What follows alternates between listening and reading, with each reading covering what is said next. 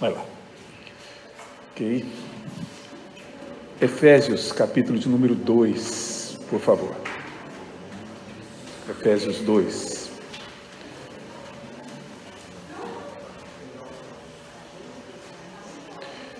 E aqui na sequência daquilo que estamos vendo, Paulo escreve no verso de número 5, se você puder acompanhar. Ele diz assim: estando nós mortos em nossos delitos, nos deu vida juntamente com Cristo. Pela graça sois salvos. E juntamente com Ele nos ressuscitou e nos fez assentar nos lugares celestiais em Cristo Jesus, para mostrar nos séculos vindouros a suprema riqueza da sua graça em bondade para conosco em Cristo Jesus. Porque pela graça sois salvos mediante a fé, e isso não vem de vós, é dom de Deus, não de obras, para que ninguém se glorie, pois somos feituras dele, criados em Cristo Jesus para as boas obras, as quais Deus de antemão preparou para que andássemos nela. Diz aqui o texto de Efésios. Vejamos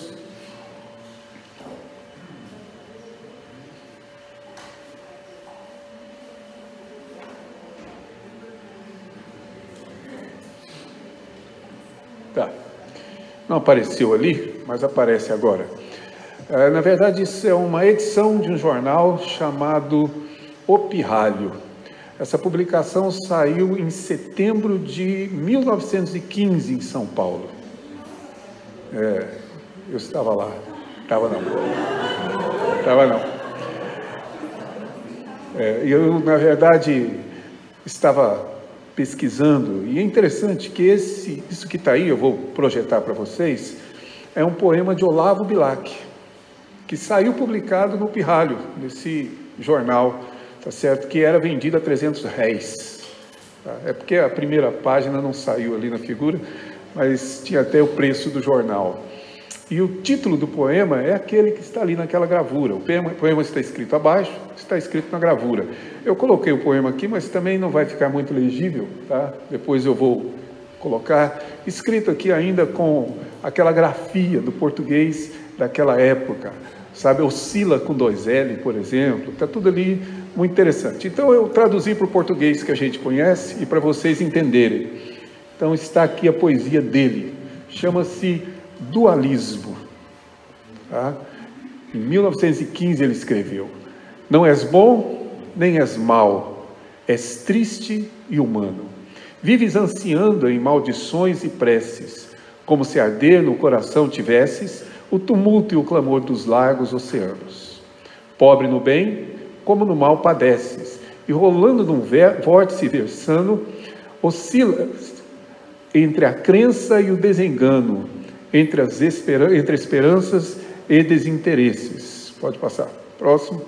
Capaz de horrores e ações sublimes, não ficas das virtudes satisfeitos, nem te arrependes infeliz dos crimes.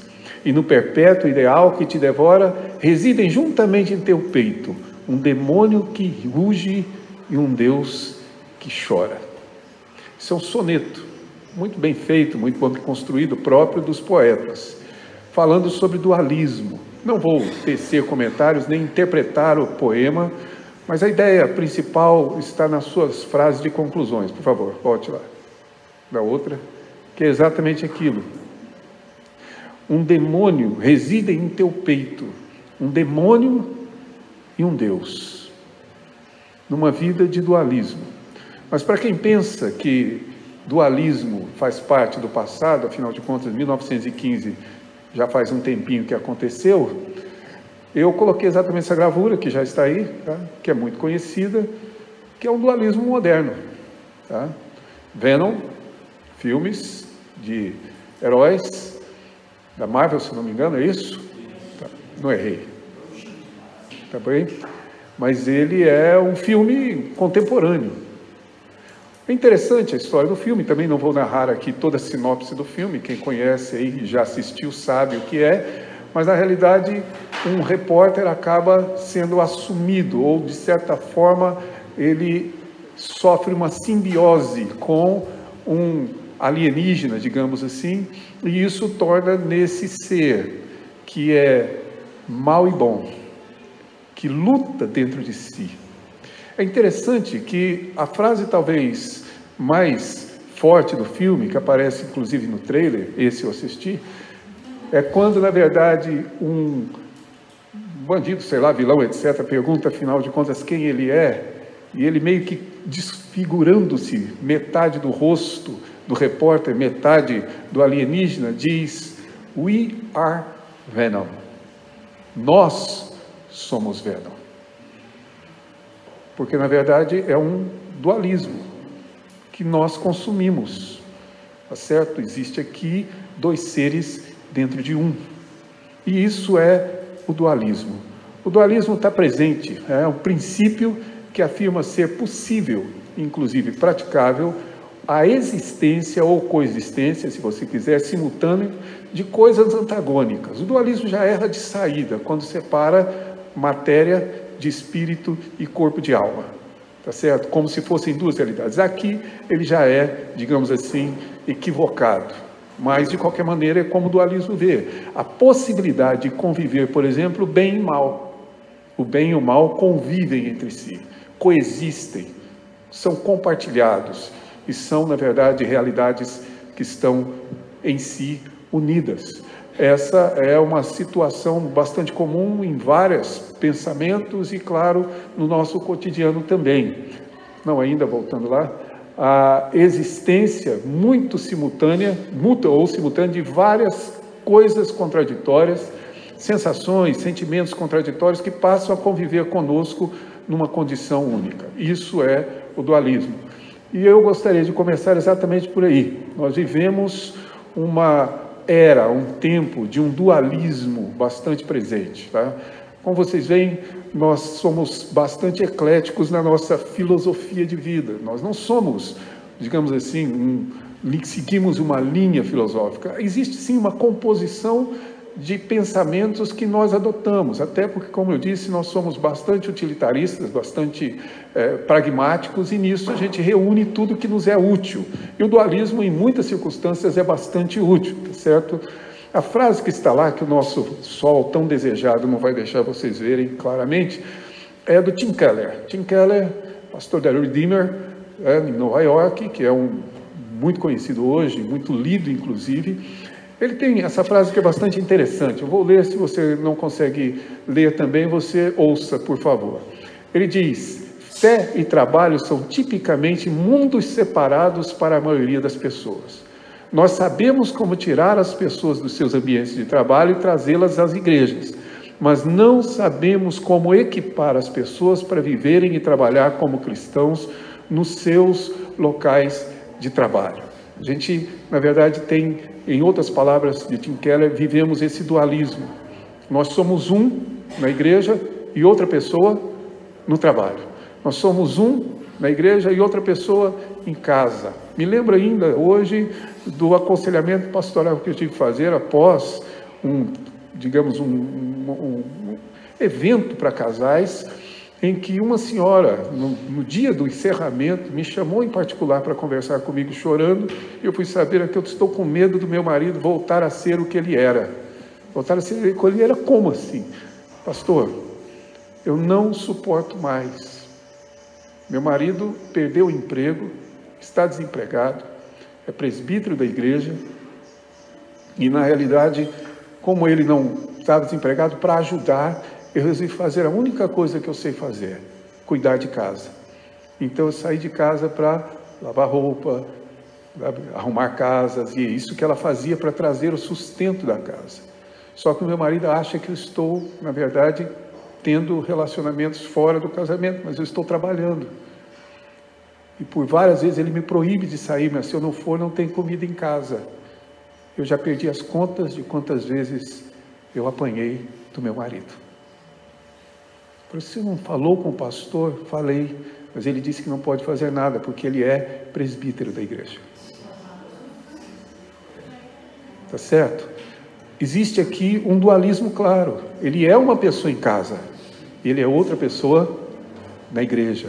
Ele é uma pessoa em casa, ele é uma outra pessoa no trabalho. Ele é uma pessoa em casa, mas ele é uma outra pessoa quando está distante de todo mundo. Quando ninguém está vendo, ele é outra pessoa. Quase que podemos dizer, we are Venom.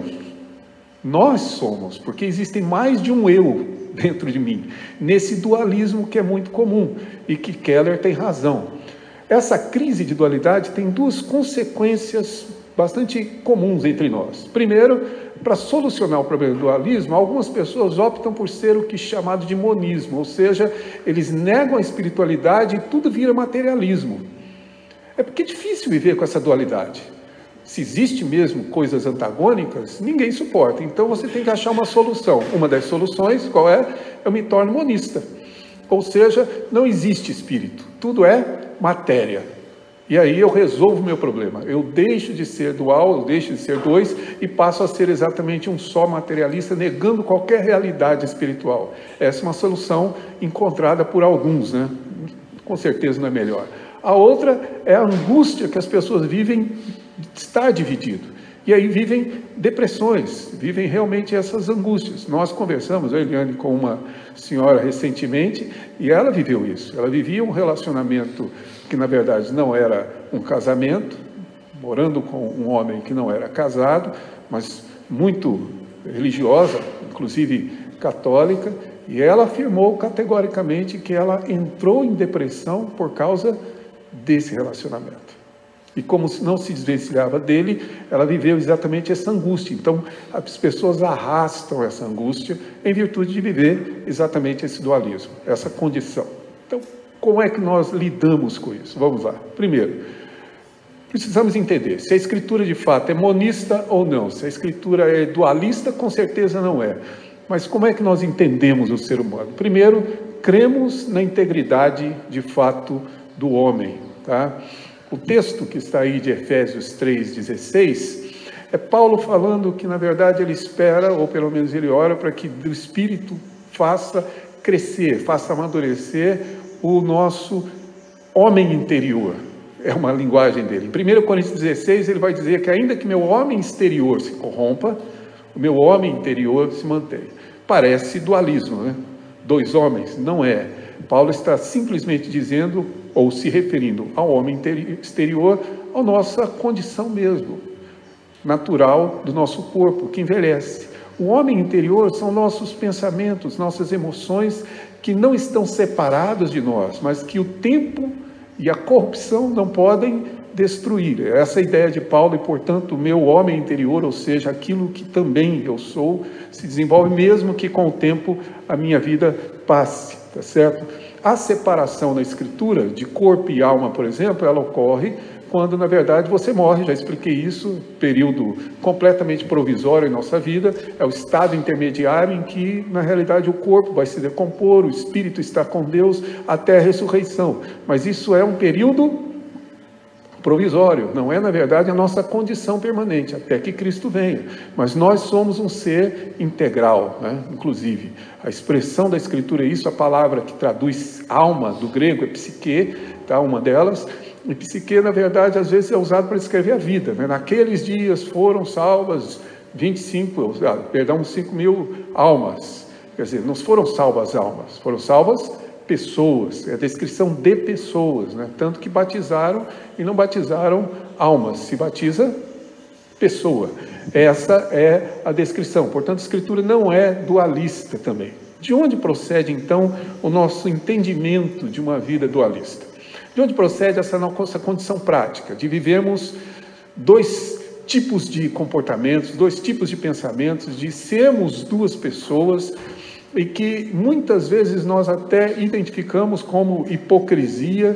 A hipocrisia é uma falsificação do que eu sou, eu faço deliberadamente, minto, ou deliberadamente apresento uma imagem falsa do que eu sou. Mas as pessoas às vezes não são assim, elas estão vivendo mesmo uma vida dividida e um coração dividido. Então, de onde isso procede? Por favor, primeiro, da nossa visão reducionista de evangelho, tá? Um tempinho aqui para falar um pouco mais sobre isso. O que isso significa? É que, na verdade, nossa discussão, nossa visão, ela é muito religiosa. A gente trata muito do campo religioso. Quando você está falando do que nós estamos aqui, para muitas pessoas nós estamos no encontro religioso, tá? E evangelho tem a ver com religião. A religião é um departamento da sua vida. As pessoas perguntam qual é a sua religião, como se fosse realmente uma espécie de departamento da minha vida. Eu escolho uma religião da maneira como eu escolho um time de futebol. Eu sei que nem todos fazem uma boa escolha, mas eu faço a minha escolha a partir daí. Eu optei por ser. E é por isso que se entende que você precisa, politicamente correto, aceitar todas as religiões ou respeitar todas elas, porque na verdade é uma escolha, é um campo da vida, não é a própria vida. Ou seja, evangelho se tornou igual igreja, e igreja se tornou igual religião. Veja bem, o que eu estou dizendo é que religião não é igreja, e igreja não é evangelho. Evangelho é mais do que igreja. E igreja é mais do que religião. Fé não é diferente de vida.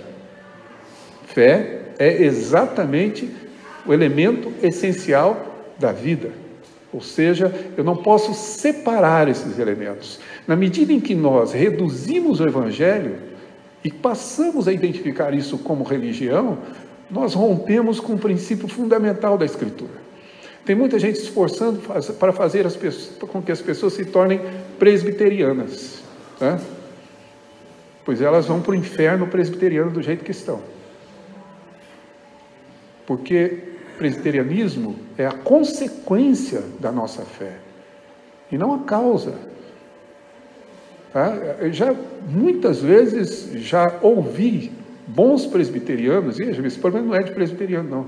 Falar com batista vai ser assim, falar com assembleiano vai ser assim. Eu tinha um amigo meu que sempre chamava a assembleia de bleia, a bleia, né? Com carinho, vai ser sempre assim. A ideia nossa é que, veja bem, eu olho para a minha religião e nela eu identifico a minha fé. Minha fé não está presa, não está restrita a uma religião. A minha fé tem a ver com a minha vida. Nós não estamos falando estas manhãs, ou neste acampamento, sobre questões relacionadas à nossa religião. Nós estamos falando questões relacionadas à nossa vida. Se você não entendeu isso, então eu não estou sendo claro o suficiente, ou você não está prestando atenção que deveria. Mas, na verdade, a questão que está em jogo aqui é a minha e a sua vida. É o que somos, é exatamente aquilo que, de fato, em essência, compõe o que nós mais valorizamos, que é a vida. Por isso, esse é um dos problemas. A outra é a nossa inabilidade de lidar com a cultura, ou seja, nós estamos, como diz Keller, nós somos, como igreja, às vezes, uma cidade dentro da cidade. Nós somos uma cidade presa na cidade, quase que um gueto. Se eu estiver equivocado, me corrijam, mas às vezes a vida cristã é vivida assim. Eu estou inserido dentro de um contexto, de um conteúdo de igreja. E a igreja é o lugar que eu vou e depois eu saio de lá, que é quase um esconderijo, para viver aqui do lado de fora. E é uma cidade dentro da cidade, é uma cultura dentro de outra cultura, ou uma subcultura, digamos assim. Vivemos dessa maneira. E é por esse ponto eu gostaria de pensar ou refletir com vocês sobre a perspectiva, então, sobre a cidade, particularmente sobre a cultura. Alguém aqui já ouviu falar em teologia da cidade? Vini já? O Eli já? Não. Vamos pensar um pouquinho sobre isso. Um rápido pensamento. Eu vou usar aqui mais ou menos o pensamento de um teólogo brasileiro chamado Luiz Saião, que tem alguns textos sobre essa ideia de teologia da cidade. Por favor, vamos lá. Começando com Gênesis 4, 16 e 17. Se você quiser abrir sua Bíblia em Gênesis, vai facilitar aqui a sua compreensão. Gênesis 4.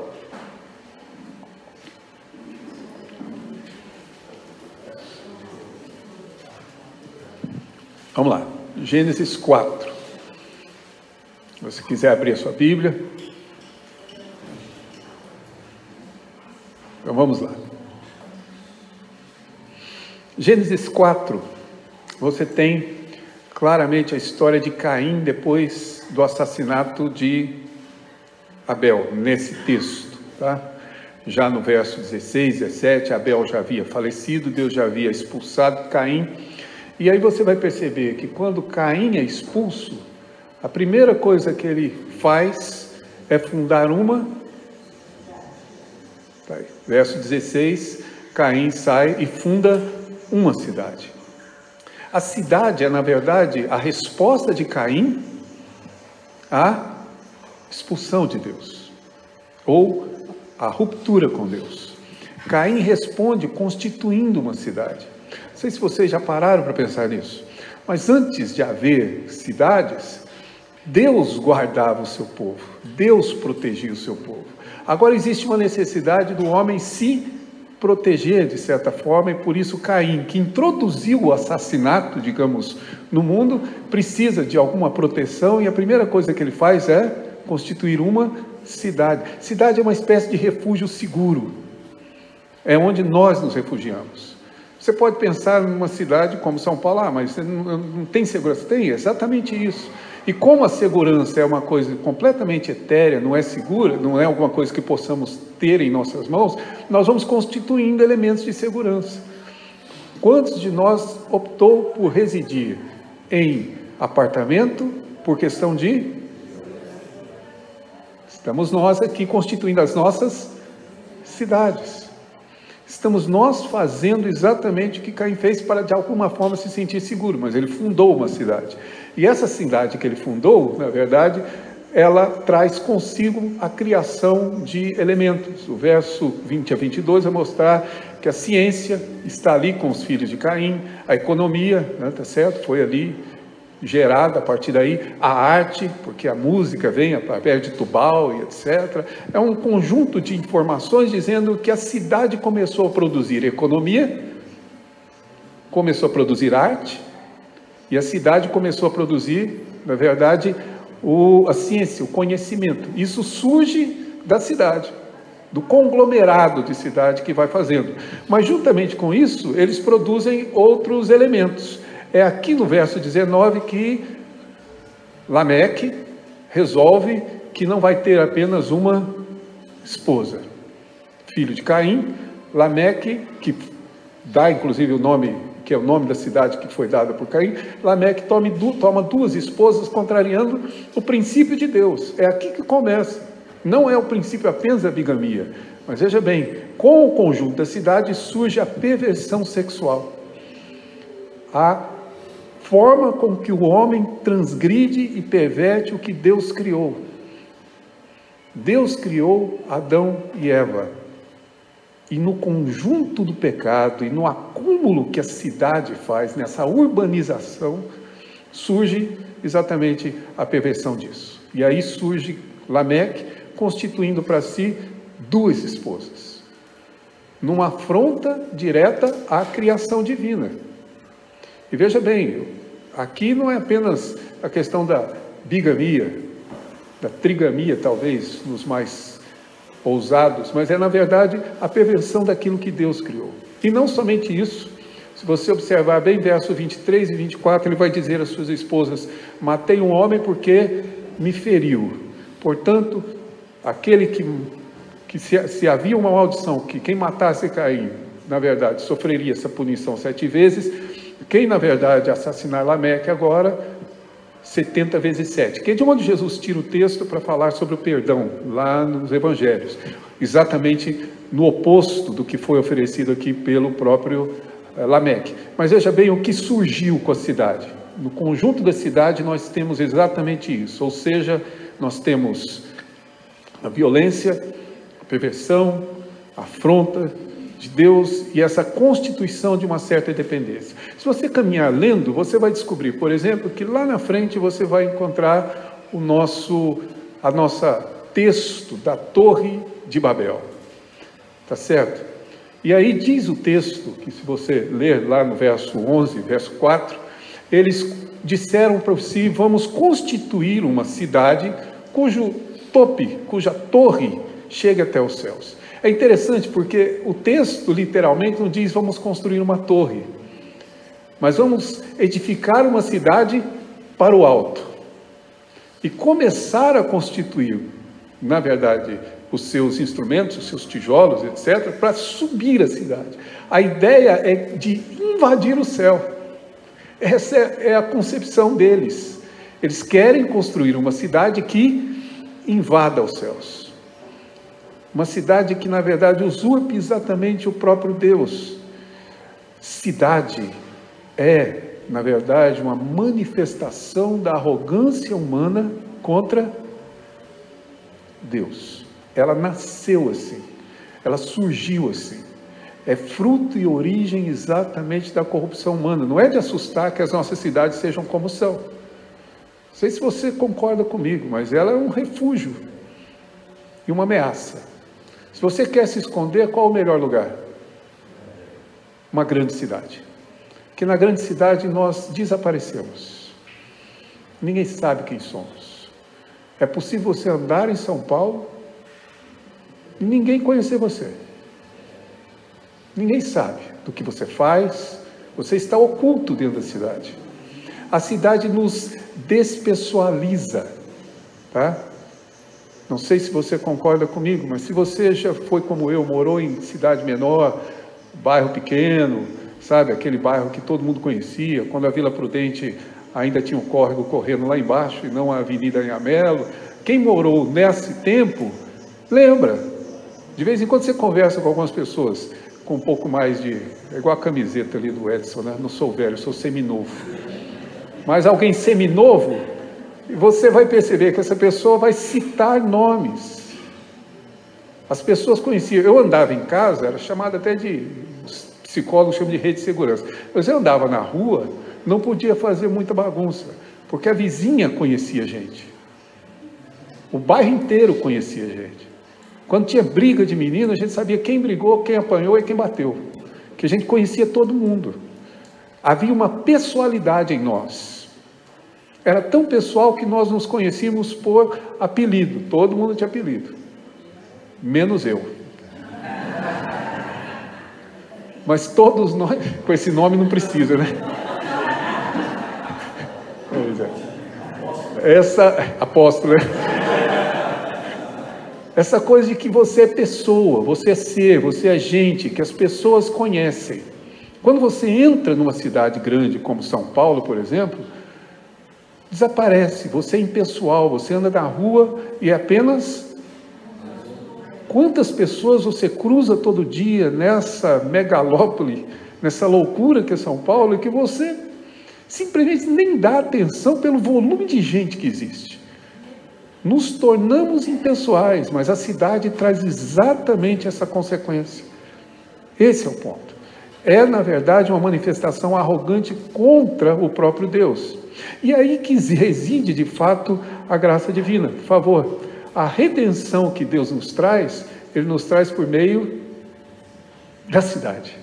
Percebe? A cidade foi a nossa manifestação arrogante contra Ele. E quando Deus quer redimir, Ele nos redime por meio de uma...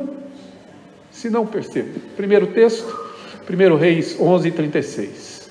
Principalmente a última frase. Ele diz: eu darei uma tribo ao seu filho, a fim de que o meu servo Davi sempre tenha diante de mim um descendente no trono em Jerusalém, e acrescenta: a cidade onde eu quis pôr o meu nome. Jerusalém é a cidade de Deus.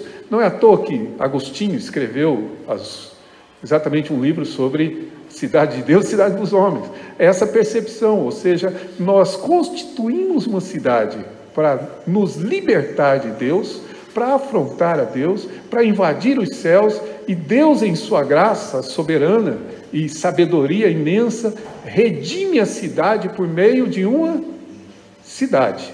Ele constitui a sua cidade. Esta é a cidade na qual eu coloquei o meu nome. É por meio dela. E não pense em Jerusalém como a cidade de Jerusalém, lá em Israel, que está lá, né, com a mesquita e tudo no seu devido lugar. Não pense nesse sentido. Jerusalém é o lugar onde Deus está. Jerusalém é o símbolo dessa presença de Deus, da qual o homem foi expulso e constituiu, para a sua segurança, a sua cidade. Deus constitui então a dele, para nos conceder exatamente o que buscávamos, equivocadamente ali, ou seja, é através da cidade. O outro texto, Mateus 11:1, diz que Jesus, então, tendo acabado, Jesus de dar essas instruções aos 12 discípulos, partiu com eles, inclusive, a ensinar e a pregar nas cidades. Então, Jesus vai para a cidade, levar o evangelho para a cidade, para redimir a cidade. O último texto aqui, pela fé, Abraão, diz o autor de Hebreus, quando chamado, obedeceu, porque aguardava a cidade que tem fundamentos, da qual Deus é o arquiteto e Deus é o juiz. Ou seja, Abraão aguardava a cidade de Deus. Percebam, essa condição de Deus redimir. O texto talvez mais interessante seja esse próximo, por favor. Apocalipse 21, de 1 a 5. Vou ler devagar para deixar que as pessoas encontrem. Não, eu pus lá para tentar ganhar esse tempo, mas pelo jeito o sol não nos ajudará. Diz o texto então: então vi novos céus e nova terra, pois o primeiro céu e a primeira terra tinham passado, e o mar já não existia.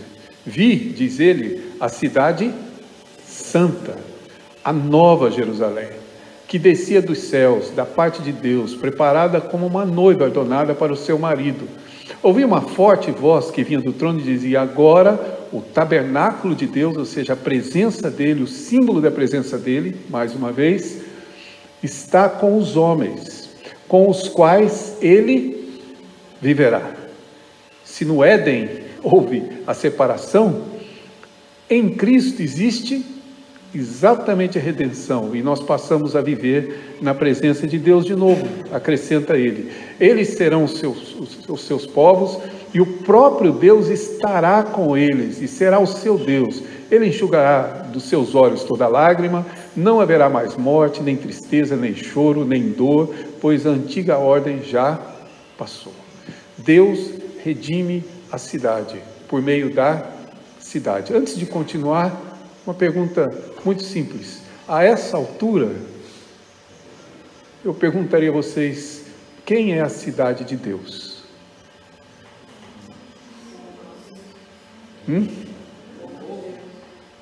Povo de Deus. Isso, a melhor resposta é isso mesmo. Nós.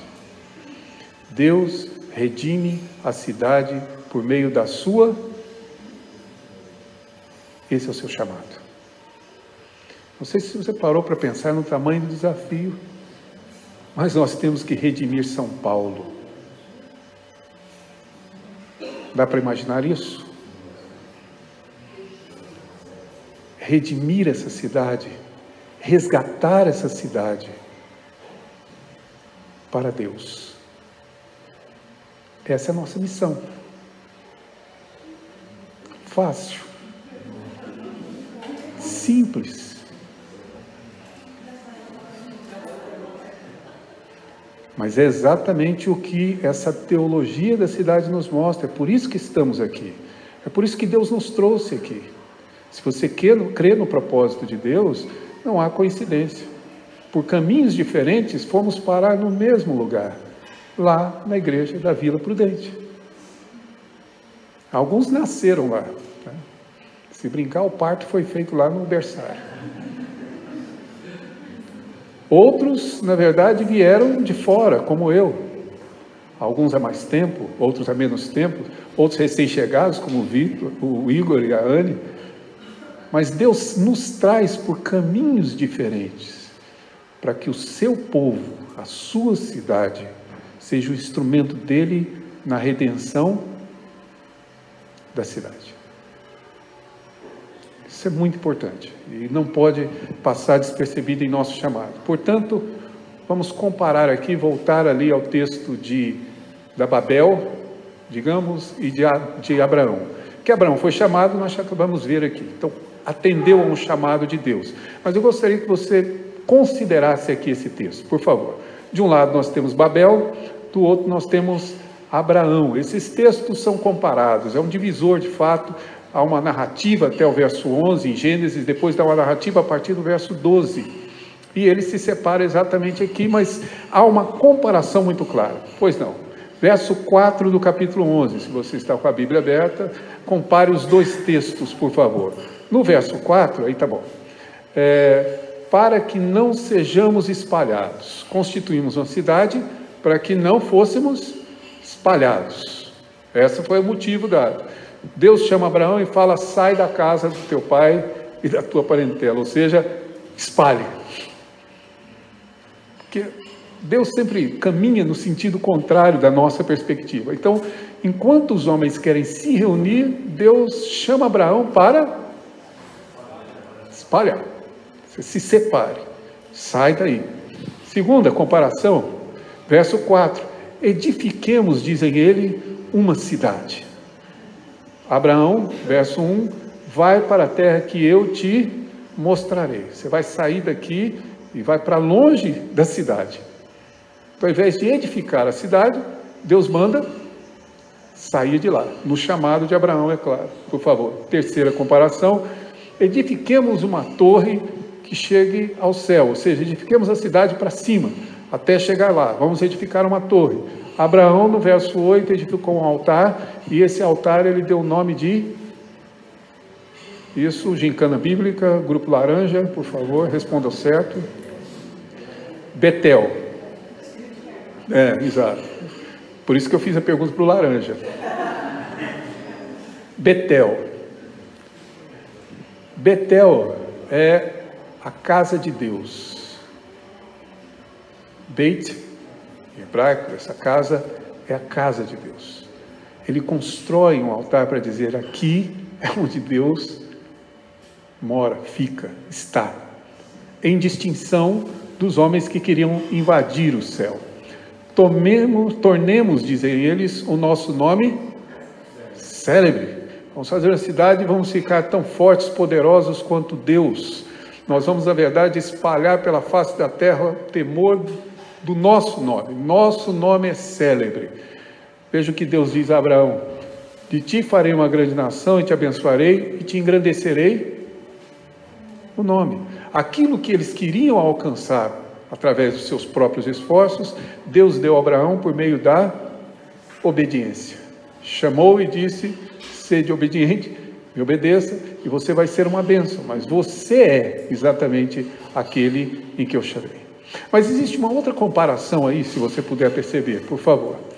Ainda sobre o chamado, você pode comparar o capítulo 12 de Abraão com o capítulo 13 de Ló, tá? Quando eles se separam, e aí você tem novamente uma comparação, e essa comparação é mais interessante, porque a cidade a gente vê como um conjunto de pessoas inimigas, opostas a Deus, incrédulas, etc. E Abraão, o homem que creu, que obedeceu. Mas quando você caminha para o capítulo 13, você tem Ló, que era para ser gente do povo de Abraão, temente a Deus, e exatamente não é bem isso que acontece, mas era um homem justo, segundo a Escritura. Verso 1, Deus diz para Abraão: vá para a terra que te mostrarei. O verso 10 do capítulo 13 diz que levantou os olhos e viu. Você vai para a terra que você não viu, eu vou te mostrar. Você não sabe onde é, eu te mostro quando você chegar lá. Como Deus tem seus meios, né?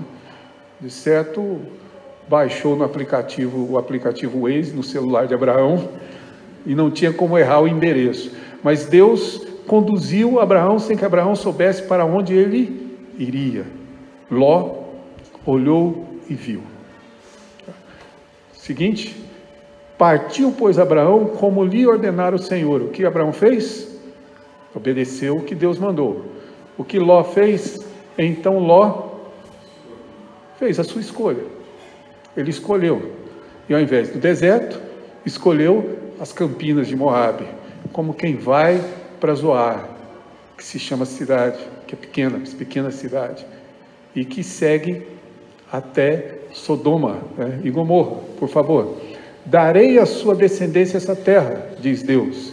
Veja lá: e Ló habitou na cidade das campinas e ia armando as suas tendas até Sodoma. Se você ler o texto bem no finalzinho, você vai perceber que o capítulo 13 deixa claro que Ló tinha consciência de que Sodoma era Sodoma.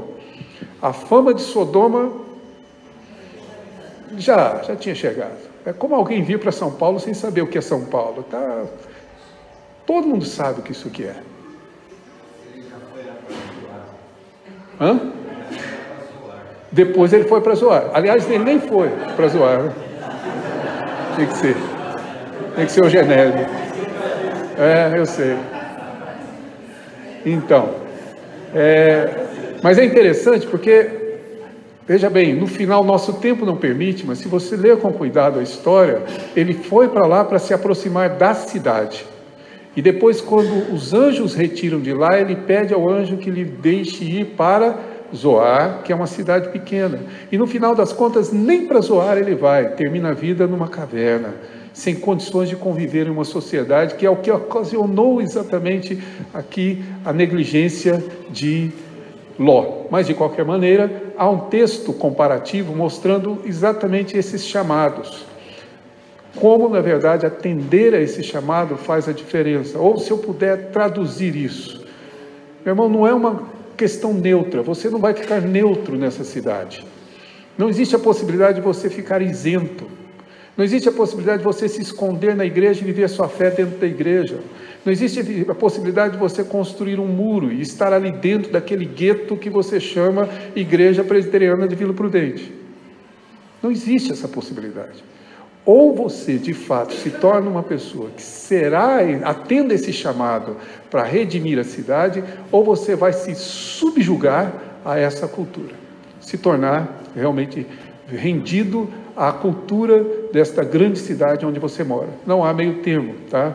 A resposta humana ao chamado, tá certo? Como é que Israel respondeu então ao chamado de Deus? Observe isso. Primeiro, ele se submeteu a essa cultura. Observe bem. Quando Deus, na realidade, Josué faleceu e os juízes estavam julgando e não havia rei de fato em Israel, constituiu-se a partir daí o pedido do povo de Deus por um rei. Mas que rei eles queriam? Eis o texto, o que o texto nos mostra. Eles dizem a Samuel: constitui-nos, pois, agora um rei para que nos governe, como em todas as nações. Nós queremos um rei igual o deles. Deus deu. Chamou-se Saul, porque não era segundo o coração de Deus. Deus primeiro deu a lição: vocês querem um igual, eu vou dar. Tá aí. Depois Deus trouxe aquele que seria segundo o seu coração, para vocês entenderem que este é o meu rei, não aquele. Mas nós não. A gente quer um rei como todas as nações, igual a deles. É por isso que minha expectativa eleitoral não muda muito. A gente vai passar de Lula e Bolsonaro o resto da vida, porque é o rei que nós queremos, porque é um rei igual ao rei das outras nações. Nós queremos igual, e era a escolha. Antes, pode voltar. Tá. E disse o Senhor a Samuel: atenda a voz do povo. Samuel estava chateado, né? Não o daqui, mas o de lá. E chateado porque, na verdade, o povo não queria vê-lo governando mais. Ele era o juiz. Então Deus diz: atende a voz do povo, tudo quanto diz, pois não te rejeitou a ti, mas a mim, para eu não reinar sobre ele. Esse é o objetivo do pedido. Constitui-nos um rei, para que esse rei nos governe, porque nós não queremos mais Deus nos governando. Deus, que conhece todas as coisas, diz: Samuel, não preocupa não, meu filho. O problema não é com você. O problema deles é comigo. Eles não querem que eu governe. É essa a razão. Eles estão me rejeitando. Segundo a todas as obras que fez, desde o dia em que o tirei do Egito até hoje, pois a mim me deixou e serviu a outros deuses. Eles são assim desde o dia que eu tirei eles do Egito. Eles não querem que eu os governe. Eles querem um rei do jeito deles.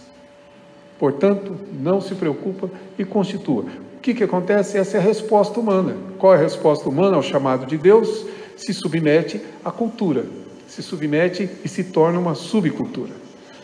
Segunda reação deles aqui, por favor, sectarismo, ou seja, eles se isolam, eles viram uma seita particular e separada. O texto aqui é claro, não há muito em discutir. O fariseu, posto em pé, orava dizendo: graças dou ao Pai porque eu não sou, diz ele, roubador, injusto e nem adúltero, e nem ainda sou como este publicano. Qualquer semelhança com os dias de hoje não será mera coincidência. Se eu estiver enganado, me corrija, mas essa é a nossa tendência, se não é a nossa maneira de agir. Deus nos fez um chamado para nós redimirmos o mundo, e o que nós fazemos? Ou nos submetemos a ele, ou vivemos isoladamente, como se fôssemos a casta, né? Nós somos, na verdade, a nata sobre o leite azedo. A gente está por cima de todo mundo. Nós somos, eu sou, um povo mais santo que. E aí eu olho para as pessoas pecadoras como se pecador eu não fosse. Eu olho para as pessoas de fora como se eu tivesse alcançado, digamos, essa fé e essa consciência sozinho, e estou acima de todo mundo. É essa condição que nos faz agir, ou pelo menos responder ao chamado de Deus de maneira errada. Ou eu me isolo, ou eu me submeto. Tem, claro, uma resposta positiva. Ambas, claro, são dualistas, para não fugir do tema. Então veja bem, o nosso chamado e a nossa resposta a Deus está lá no texto que vimos em Efésios, por favor. E aqui eu quero chamar a atenção de vocês para algumas palavras contidas no texto que lemos. Você deve se lembrar, o texto diz que nós estávamos mortos em nossos delitos e pecado, e nos deu vida juntamente com Cristo. Tá? Nos deu vida juntamente, no grego é uma palavra só, porque vem com um prefixo, que é o prefixo que eu já expliquei, que é o sin, que dá a ideia exatamente de estar junto com. É da onde vem a palavra, também já expliquei, simpatia, que é a ideia de sentir com. Isso é uma pessoa simpática, aquele que sente com. No português a gente prefere usar moderno empatia, tá? Que também é outro prefixo grego, mas na verdade originalmente a palavra é sentir junto com. Aqui ele está dizendo juntamente com Cristo, pela graça sois salvos, e juntamente com ele novamente. E veja bem, e nos fez assentar nos lugares celestiais em Cristo. Acrescenta ali também, para a suprema riqueza da sua graça, em bondade, graça para conosco, em Cristo Jesus. E mais embaixo ele vai dizer, porque somos feitura deles, criados em Cristo. Então é em ou junto com. A ideia aqui de Paulo é que existe claramente essa unidade, mas ela é, como eu disse, bem mais intensa do que a gente imagina, e isso traz algumas consequências. Em Cristo, ou juntamente com Cristo, no nosso chamado, nós percebemos que a nossa vida cristã é descrita, tá? Paulo usa mais de 172 vezes essa expressão em Cristo. Volto a dizer que depois daquela aula de latim com o Genésio, né? Então, latim, hebraico, você viu como eles entendem hebraico, já citou aqui a tradução de Zoar perfeitamente. Mas depois da aula de latim do Genésio, essas preposições no grego, elas são muito próprias, elas são muito específicas, elas não são genéricas. No português é bem genérico você falar em, mas no grego não. Em tem essa implicação específica. Nós estamos nele, tá? A ideia realmente aqui é de estar em. Por isso, Paulo usa isso com tanta frequência e com muitas implicações. Por exemplo, Richard Longenecker, que é um autor, vai dizer que vida e pensamento estão teologicamente orientados a partir de Cristo, que é uma vida cristocêntrica. Por favor. Próximo.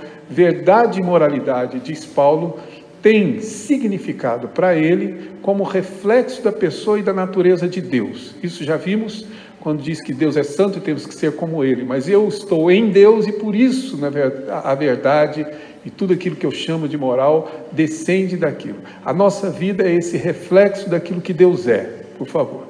Estar em Cristo é fazer parte daquilo que é chamado de nova criação. A nossa versão do Almeida diz que nós somos nova criatura.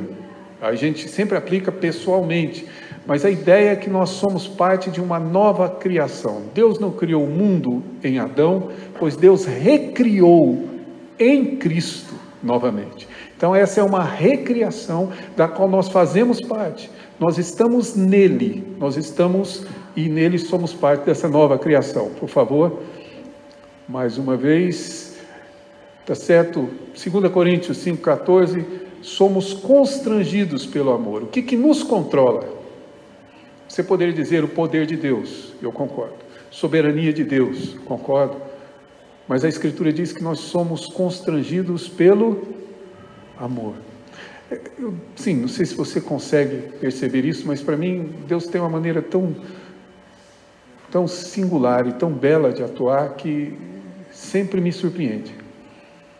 Ele poderia perfeitamente dizer, vai, e não restar nenhuma possibilidade para nós, senão ir. Mas Deus nos constrange a fazer isso por meio do amor. E o amor de Deus é tão constrangedor que nós não temos outra alternativa senão obedecê-lo, atender ao seu chamado. Se você não sentiu isso, é porque talvez você não conheça exatamente o que esse amor é. Não sei quanto a vocês, mas eu sempre que canto cânticos e hinos, eu me emociono. Eu gosto da música, gosto da melodia, mas eu amo entender as letras. E quando essas letras falam conosco, você é constrangido pelo amor dele. A maneira bondosa e amorosa com que Deus cuida, nos constrange. Paulo está dizendo isso. Estar em Cristo é ser controlado por Ele, é ser constrangido pelo amor dele. É o amor de Cristo que nos trouxe aqui. Foi essa crítica que eu fiz à frase do Karnal, alguns sermões atrás, quando o Karnal afirma que, na verdade, nós estamos aqui por medo. Estamos aqui porque amamos a Cristo. Tememos o nome dele, mas nós estamos aqui porque nós o amamos. É o amor dele que nos constrange, não o medo. Eu não vivo neurótico como se saísse na rua e o raio fosse cair exatamente na minha cabeça, né? Embora às vezes caia, mas é exatamente ali que vai cair. Não é esse medo do que vai me acontecer. Não é esse medo infantil de que, na realidade, eu não sei o que acontece amanhã e eu preciso de alguma coisa agradar a Deus. Não é o medo de uma senhora que me chamou e entregou o dízimo, pedindo para que eu levasse para a minha igreja, porque ela estava brigada com o pastor, e ela me deu o dízimo, queria me dar o dízimo, não me deu porque eu não recebi, porque na verdade tinha medo de Deus não lhe dar no mês seguinte o salário que ela ia receber. Ou seja, essas questões têm a ver com medo, não é isso. Nós somos constrangidos basicamente pelo amor. A busca de agradar a Cristo é que nos leva a servir os outros. Tá? Por que estamos aqui? Por que servimos? Porque eu quero agradar a Ele e não a vocês. Tá? Honestamente falando, era muito melhor passar esses 5 dias na beira da praia, Praia Grande pode ser, em qualquer lugar, mas era muito melhor.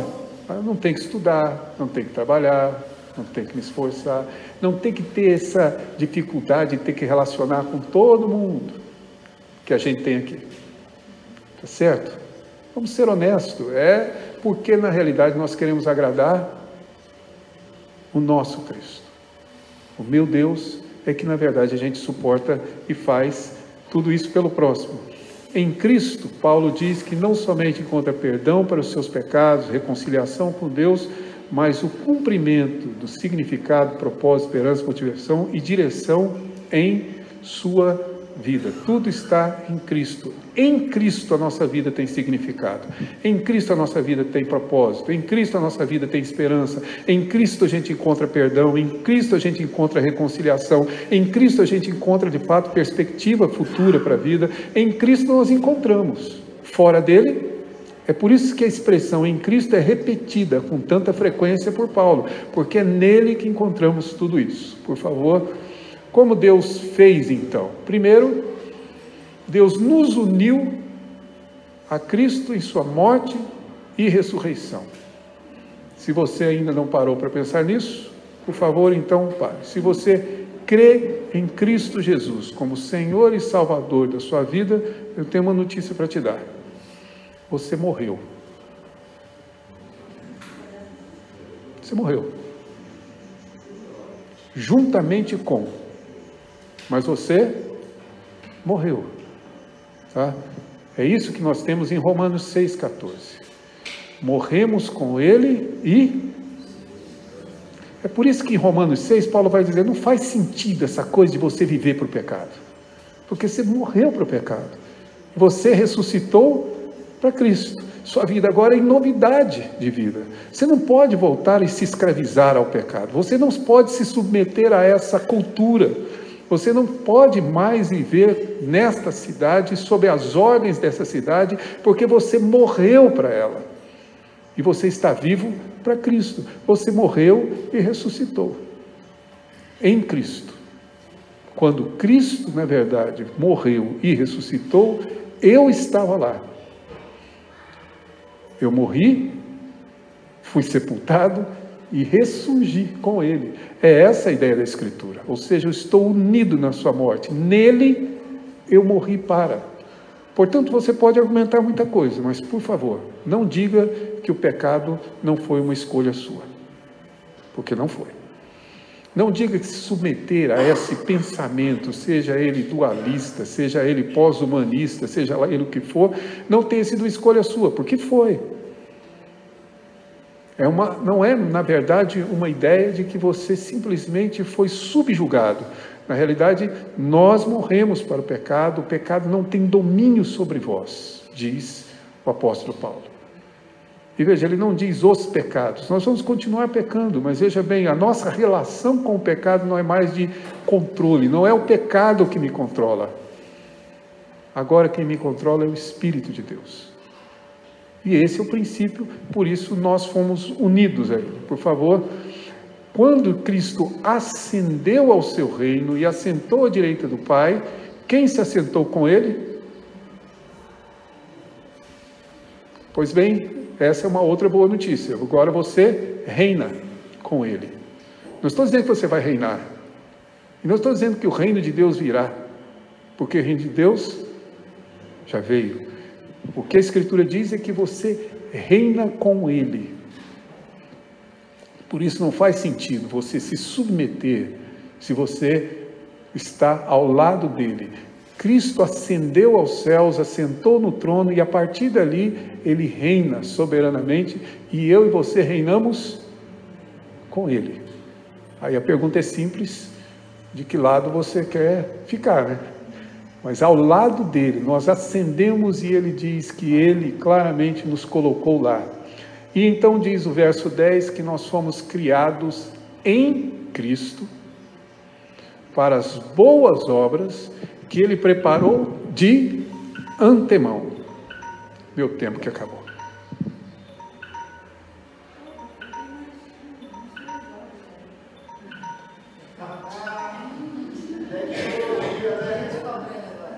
Tudo bem. Não entendi, Caleb, mas tudo bem. Seu pai entendeu, por isso que ele está dando bronca em você. Mas veja bem, a ideia é que, na realidade, nós fomos chamados e esse chamado é para essas obras que ele nos deu e que ele preparou. Nós somos criados para essas obras, nós somos recriados para ela e esse é o nosso chamado, é viver à luz exatamente desse chamado. E aí podemos caminhar para as nossas conclusões, sim, por favor. As implicações disso, e agora bem devagar, tá? Até agora nós vimos que Deus nos chamou para ser dele, Deus nos chamou para ser como Ele é, e Deus nos chamou agora para sermos nele. Tudo que você imagina ser, você tem que ser nele.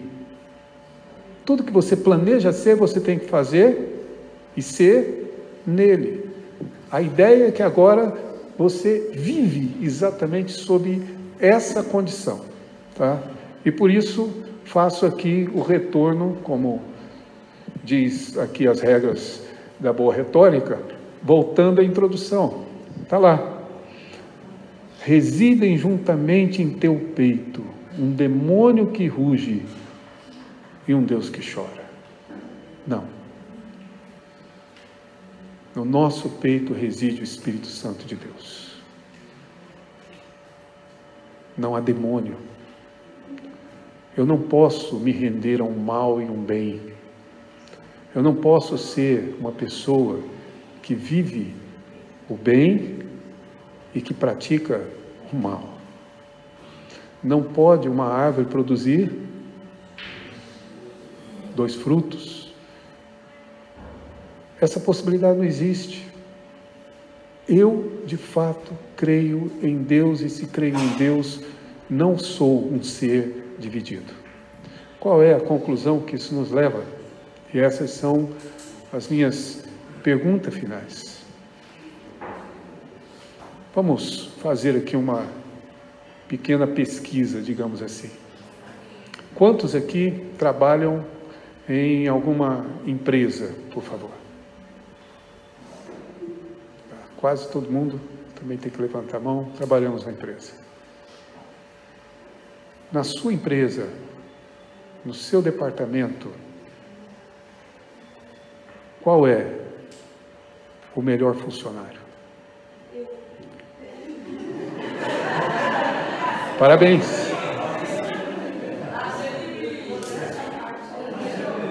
Não, eu não duvido. Mas isso... Não, sim, o que eu quero dizer, sem particularizar o caso da Yolanda, e eu concordo com ela, esse é o nosso chamado. Deus nos chamou para sermos excelentes no que a gente faz. Lá no nosso trabalho, não deveria haver ninguém, eu não digo mais hábil, não digo mais inteligente, não digo com melhor formação, mas alguém que trabalhe com melhor dedicação do que eu. Por quê? Simplesmente porque eu sou em Cristo. Simplesmente por isso. Desculpem aqui a sinceridade, mas qualquer projeção de profissão com outro objetivo é mediocridade.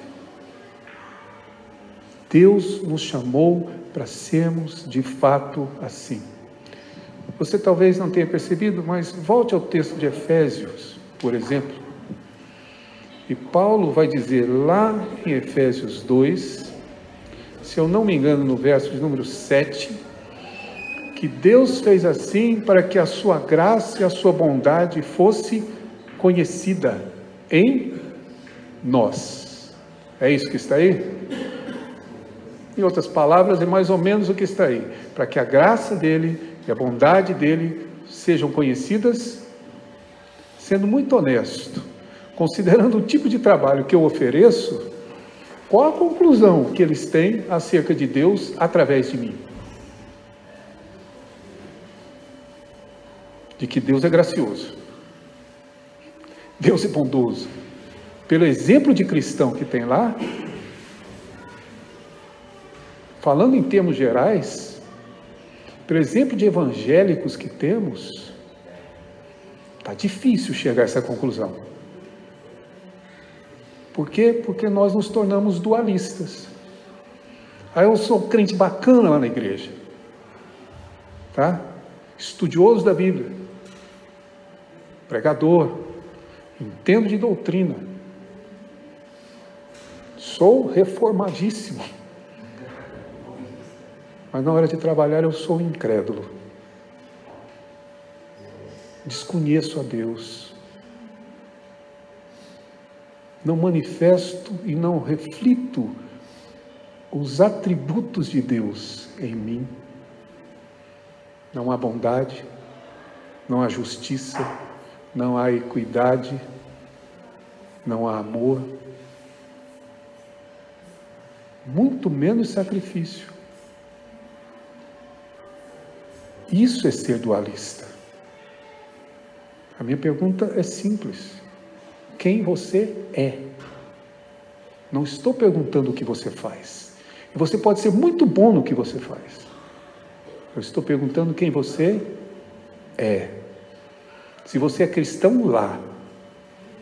Se você manifesta a vida cristã, lá. Se você de fato reflete a Deus, lá. Se as pessoas ao olharem para você, conhecem a bondade de Deus, reconhecem a graça de Deus, percebem que existe ali uma redenção de uma cidade, uma redenção de um povo que desconhece a verdade que você conhece. Essa é a questão. Nós fomos chamados para sermos nele, pois então seja um profissional nele, seja qual for a área que você atue. Claro, funcionário público, pois seja um funcionário público nele, em Cristo. Se você trabalha como autônomo, seja, mas seja nele, seja em Cristo, porque isso é a nossa vocação, esse é o nosso chamado, é sermos exatamente assim, profissionais. É por isso que eu falei que nós esvaziamos o sentido de vocação. Vocação, para nós, é vocação ministerial. Aí pega seminaristas e pastores, aí não sobra para mais ninguém, só eles são. Como se a nossa função fosse mais espiritual do que a de vocês. Não é. Deus me chamou para o Evangelho. E a minha função é tão espiritual quanto a sua, que é funcionário, autônomo. É lá que você vai viver seu ministério. É lá que você vai desempenhar o seu papel como Ele me deu também. É ali que você precisa ser cristão. E atender ao chamado de Deus. Deus te chamou para ser. Pois seja dele, seja como Ele é. E faça tudo o que você tiver que fazer, sendo nele.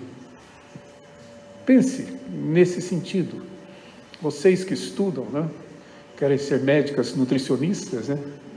Então vocês, nutrólogas, para corrigir, pois pense nesse sentido. Tá? Vocês que estão começando e fazendo a carreira profissional de vocês. Seja a médica em Cristo, um profissional em Cristo. Seja, na verdade, alguém que faça isso, mas faça nele. Porque esse é o nosso chamado. Fomos chamados para ser nele. E ele utilizou exatamente os meios inesperados para fazer isso. Para que isso realmente fosse verdade hoje, você morreu com ele, ressuscitou com ele, assentou nos céus com ele, para que você pudesse andar nas obras que ele preparou de antemão. Pense nisso, à medida que você estiver pensando em sua vida.